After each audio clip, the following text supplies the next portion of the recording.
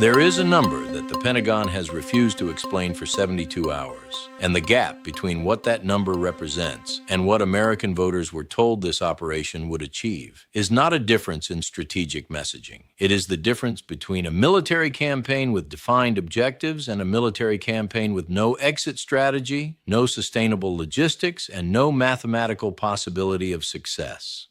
The number is 500. That is the total inventory of interceptor missiles currently available to American forces across every naval asset and ground installation in the Persian Gulf theater as of Sunday evening, according to 3 separate defense logistics assessments. Compare that to 10,000. That is the documented minimum stockpile of drones and precision-guided missiles in Iran's arsenal that survived the first 72 hours of bombardment. 500 interceptors versus 10,000 projectiles. That is not a tactical imbalance that can be solved with superior technology or better training. That is a mathematical equation that ends one way and one way only. American defensive systems run dry, and Iranian offensive capacity continues operating. Let that sink in, because every strategic decision made in Washington over the next 96 hours depends on whether anyone in the chain of command is willing to admit that the numbers do not work. Stay with me, because what I am about to show you is not a critique of any particular administration or political ideology. It is an analysis of what happens when a military operation is launched without a defined end state against an adversary whose defensive and offensive infrastructure was specifically designed to counter exactly the kind of air campaign the United States is now conducting. The source documents for this analysis come from logistics reports, fuel consumption data, shipping insurance premiums, and the one metric that never lies in any conflict: the price of oil. Brent crude hit $128 per barrel at 3:17 a.m. Eastern Time on Monday morning. That is the price the global market assigned to the strategic reality of what is happening in the Persian Gulf right now. And it is not the price of a short, decisive American victory. It is the price of a drawn-out conflict where the world's most critical energy choke point remains either partially or fully closed for an indefinite period. Japan's energy imports dropped 64% in the past 72 hours. South Korea's liquefied natural gas tankers have rerouted around the Cape of Good Hope, adding 14 days to every voyage. This is day 3. The global economy is pricing in the collapse of the energy architecture that has sustained industrialized civilization since 1973. American military planners built this operation on 3 assumptions, and every single one of them has already failed. Assumption 1, a massive air campaign would degrade Iranian offensive capacity within 96 hours. Assumption 2, the Iranian population would respond by celebrating rather than mobilizing. Assumption 3, regional allies would provide basing and logistical support throughout operations. None of those assumptions survived contact with reality. Iran's retaliatory strikes have expanded every 24 hours since the operation began. Iranian citizens poured into the streets by the millions, demanding revenge, not regime change. And Saudi Arabia, the UAE, Qatar, Kuwait, and Bahrain are now conducting emergency consultations about how to survive a conflict they were never consulted about and cannot afford to sustain. The United States military has struck more than 10,000 targets across Iran in 4 days of operations. That is more targets than were struck in the first month of Desert Storm, more than the entire NATO bombing campaign against Yugoslavia, more than the first year against ISIS combined, and yet Iran's ballistic missile launch capacity remains operational. Iran's drone production facilities continue manufacturing replacements faster than American airstrikes can destroy them. Iran's command and control networks adapted within 48 hours by decentralizing communications and relocating to hardened underground facilities that cannot be reached by conventional munitions. This is what happens when you bomb a country that has spent 4 decades preparing for exactly this scenario. Here is what the American public was not told when this operation was authorized. There is no such thing as a clean air campaign against a peer adversary with advanced air defenses and asymmetric warfare capabilities. The entire theory of air power dominance that has defined American military strategy since 1991 depends on fighting opponents who lack the ability to strike back at American bases, American ships, and American allies. Iraq in 1991 did not have hypersonic missiles. Serbia in 1999 did not have drone swarms. Libya in 2011 did not have precision-guided ballistic missiles. Iran has all of those things and has been using them in coordinated waves every 12 to 18 hours since Saturday morning. The Abraham Lincoln Carrier Strike Group is currently operating 650 miles from Iranian coastal waters, not 200 miles where it was positioned on Friday, not 400 miles on Saturday evening, 650 miles. That is not a tactical adjustment. That is a retreat.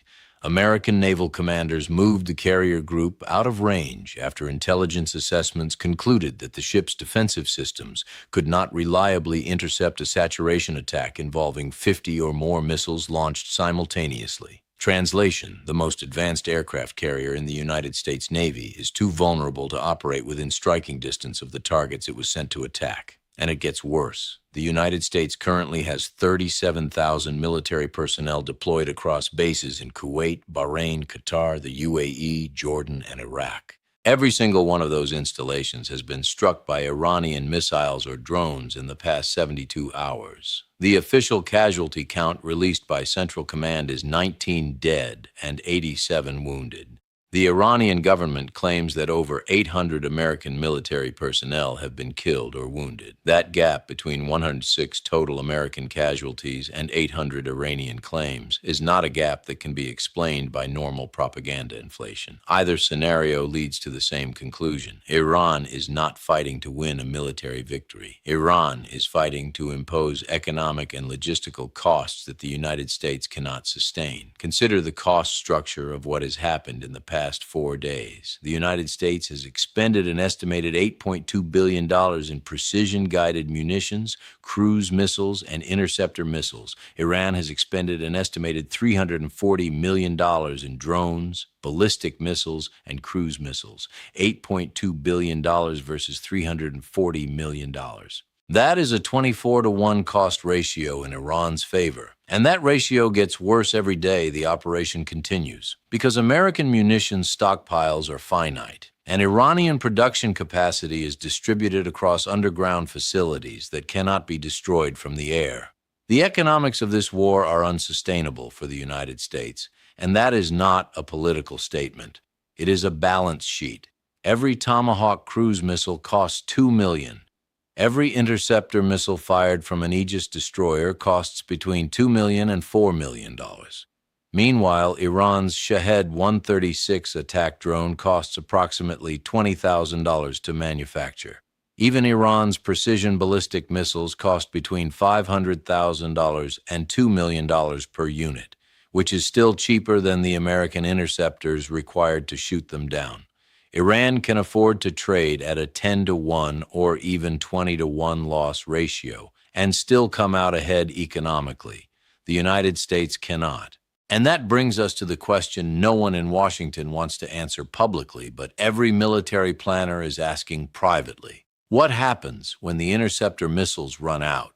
American bases in the Gulf rely on layered air defense systems. Those systems are extraordinarily effective against limited attacks. They were never designed to operate under sustained bombardment from an adversary capable of launching 200 to 300 projectiles per day indefinitely. Current interceptor consumption rates suggest American missile defense stockpiles in the theater will be depleted within 10 to 14 days if Iranian attack volumes continue at current levels.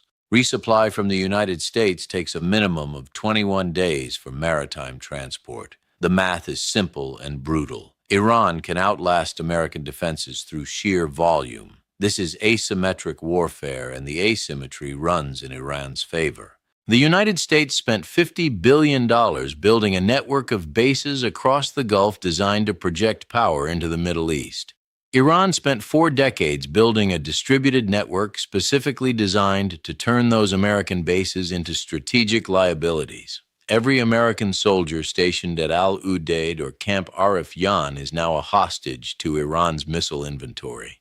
Every American ship operating within 200 miles of Iranian territory is a target that requires constant protection from assets that are being consumed faster than they can be replaced. Regional allies are reading the same data and drawing the same conclusions. Saudi Arabia has not publicly condemned Iranian retaliatory strikes despite having 4 of its own facilities damaged. The UAE has quietly suspended all joint military exercises with American forces. Qatar informed American commanders Sunday that continued use of Al Udeid Air Base for strike missions is under review. These are not the actions of governments confident in American military dominance. These are the actions of governments calculating that their security partnership with the United States has become a strategic liability. Japan and South Korea are facing energy catastrophe within 30 days if Persian Gulf shipping remains disrupted. Both countries import over 80% of their energy from the Gulf and maintain strategic petroleum reserves designed to last 90 days. This is day 4. South Korea convened an emergency cabinet meeting Sunday night to discuss energy rationing. Japan's industrial sector is already implementing production cuts. If the Strait of Hormuz remains closed through the end of March, both countries will face choices between industrial shutdowns or emergency fuel imports at prices that will devastate their economies. Now consider what this means for global inflation.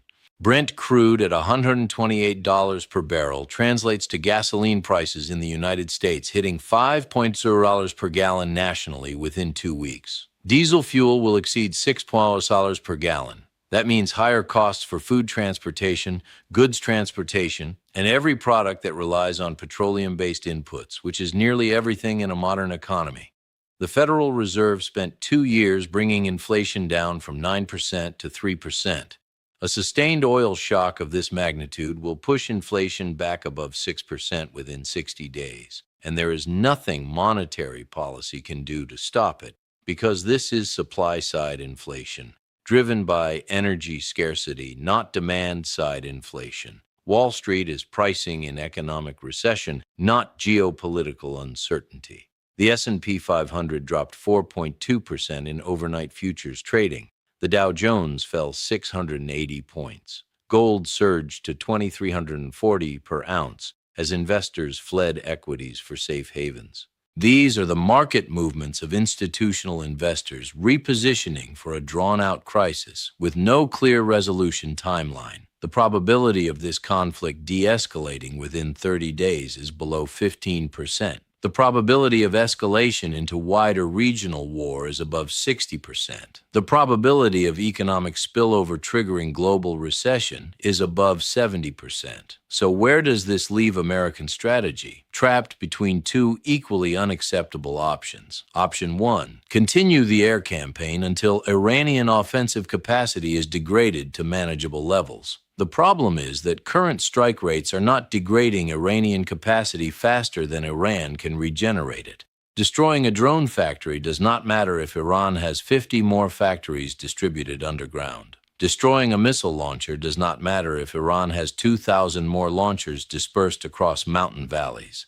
The United States can keep bombing indefinitely, and Iran can keep launching indefinitely. That is not a strategy. That is a war of attrition, and wars of attrition are won by the side that can sustain losses longer, not the side with better technology. Option 2, negotiate a ceasefire and accept an outcome that does not include full Iranian disarmament or regime change. The problem is that it requires admitting the operation failed. It requires accepting that Iran's nuclear program remains intact, Iran's missile program remains intact, and Iran's regional proxy networks remain intact. It requires explaining to American voters why 19 soldiers died, why $8 billion in munitions was expended, and why gasoline costs $5 per gallon if none of the strategic goals were accomplished. And that is why the most dangerous phase of this crisis is just beginning. The phase where military options have failed, diplomatic options are unacceptable, and the only remaining variable is how much additional escalation occurs before reality forces a policy change. This is where catastrophic miscalculation happens. This is where a regional conflict becomes a global crisis. Stay with me, because the question being asked in Beijing and Moscow right now is not whether the United States will win or lose in Iran. The question is what the collapse of American military credibility means for the global balance of power. Russia is watching American interceptor stockpiles drain and calculating how that changes the equation in Ukraine. China is watching American carrier groups retreat and calculating how that changes the equation in the Taiwan Strait. Every adversary and every ally is reaching the same conclusion. American military power is not unlimited. American logistical capacity is not inexhaustible. Russia is winning economically from this crisis in ways that were not possible before Saturday. Brent crude at $128 per barrel means Russian oil exports generate an additional $400 million per day compared to pre-conflict prices. That is $12 billion per month flowing into the Russian economy at exactly the moment when Western sanctions were supposed to be degrading Russian financial capacity. Russia can use that revenue to fund operations in Ukraine, subsidize domestic industries, and build strategic partnerships. Every day, this conflict continues, strengthens Russia's economic position, and weakens the Western sanctions architecture. China's strategic calculus is even more complex. Beijing does not want Iran to collapse because Iranian instability threatens Chinese energy security and Belt and Road investments.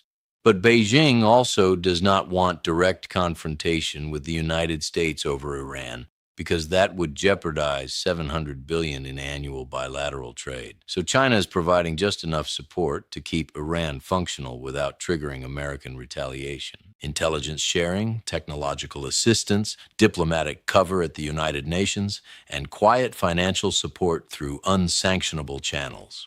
China is helping Iran survive without helping Iran win, because a weakened but surviving Iran serves Chinese interests better than either Iranian collapse or Iranian victory. And that brings us to the factor that no official briefing will acknowledge, but every strategic analysis must address: Israel.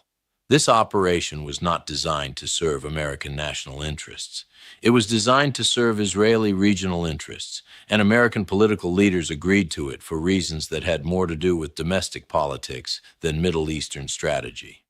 Iran's retaliatory strikes have hit Israeli territory with precision-guided missiles that Israeli air defenses could not fully intercept. That is a new strategic reality. Iran has demonstrated the willingness and capability to strike Israel directly. The next phase involves Israeli decision-making under conditions where the Iron Dome system is being saturated by volume. The scenario that terrifies every military planner in the Pentagon is not that Iran defeats the United States militarily. It is that Israel escalates to nuclear weapons in response to Iranian strikes, and the United States is forced to either support that decision or publicly break with Israel in the middle of a regional crisis. Either choice produces catastrophic outcomes. Supporting Israeli nuclear use makes the United States complicit in strikes that will kill hundreds of thousands and trigger international condemnation on a scale not seen since 1945. Opposing Israeli nuclear use destroys the foundation of the U.S.-Israel alliance. And what was the original plan? A 96-hour air campaign that would destroy Iran's nuclear facilities, degrade its military capacity, and trigger regime change or capitulation. That plan was based on assumptions that did not survive the first 72 hours. Iran's nuclear facilities are buried too deep. Iran's military capacity is distributed and redundant enough that airstrikes cannot degrade it faster than it regenerates. And Iran's population mobilized in support of the government, not against it. Every assumption was wrong. Every prediction failed. Domestic political consequences inside the United States are beginning to emerge. Gasoline prices are rising faster than wages. Casualty reports contradict earlier claims of minimal losses. Regional allies are distancing themselves. Financial markets are pricing in recession. And opposition leaders are asking the same question. What is the end game? What are we trying to accomplish? When does this end? Those questions do not have answers, because the operation was launched without clear strategic objectives beyond destroying Iranian capability. Destroying capability is not an end state, it is a tactic. Now consider three possible scenarios for where this situation goes from here. Scenario 1, stabilization. American airstrikes degrade enough Iranian capability that retaliation decreases to manageable levels. Interceptor resupply reaches the theater before stockpiles are exhausted. Regional allies maintain basing access. Oil prices stabilize below $140 per barrel, and gasoline peaks at $550. Iran agrees to negotiations under informal ceasefire terms. Probability of this scenario, less than 20%. It requires too many variables to break in America's favor simultaneously. Scenario 2, escalation. Iranian attacks continue at current or higher volumes. American interceptor stockpiles deplete within 2 weeks. Regional allies close bases to American strike operations. Israel faces sustained missile strikes exceeding Iron Dome capacity. Israeli leadership authorizes limited nuclear strikes against Iranian missile production facilities. International condemnation isolates both the United States and Israel. Oil prices exceed $180 per barrel. Global recession begins within 60 days. Probability of this scenario, 35%. It requires only one critical decision point to break toward escalation. Scenario 3. Collapse of operational capacity. American logistics cannot sustain current operational tempo beyond 30 days. Munition stockpiles become critically low. Interceptor missiles are rationed to protect only highest value assets. Secondary bases are evacuated. Iran continues striking evacuated facilities to demonstrate American retreat. Regional allies publicly distance themselves. Domestic political crisis intensifies as gasoline prices and casualty counts rise without strategic gains. Emergency negotiations produce a ceasefire that leaves all major Iranian capabilities intact. Probability of this scenario, 45%. It requires only the current trends continue without dramatic escalation or sudden diplomatic breakthrough. None of those scenarios end with the outcome the operation was designed to achieve. None include Iranian disarmament, regime change, or permanent degradation of Iranian military capacity. All include significant economic damage, diplomatic isolation, and strategic embarrassment. The difference is only the scale of catastrophe and whether it remains regional or becomes global. So what is the most frightening part of this analysis? It is not the military calculations, the economic projections, or the geopolitical realignments. It is the fact that every single element of this disaster was predictable before the first bomb fell. Every military planner who analyzed this operation knew that air campaigns do not produce regime change. Every economist who modeled the energy impact knew that Persian Gulf disruption would trigger global recession. Every intelligence analyst who reviewed Iranian defensive preparations knew that Iran had built exactly the kind of distributed, resilient infrastructure that cannot be destroyed from the air. All of that information was available. All of it was briefed. And the operation was authorized anyway. That tells you something more important than any tactical assessment. It tells you that the decision-making process was not driven by military analysis, economic calculation, or strategic planning. It was driven by political imperatives that prioritized short-term messaging over long-term consequences. And now the consequences are arriving faster than the messaging can keep up. Gasoline prices, casualty counts, and market reactions do not respond to press releases. They respond to reality. And the reality is that the United States launched a military operation with no sustainable logistics, no defined end state, and no mathematical possibility of success against an adversary that has been preparing for this exact scenario since 1979. Share this video to every contact you have right now, because what happens in the next 72 hours will determine whether this crisis stabilizes into a manageable stalemate or escalates into something far worse. The interceptor count is 500. The Iranian drone and missile inventory is 10,000. Brent crude is at $128.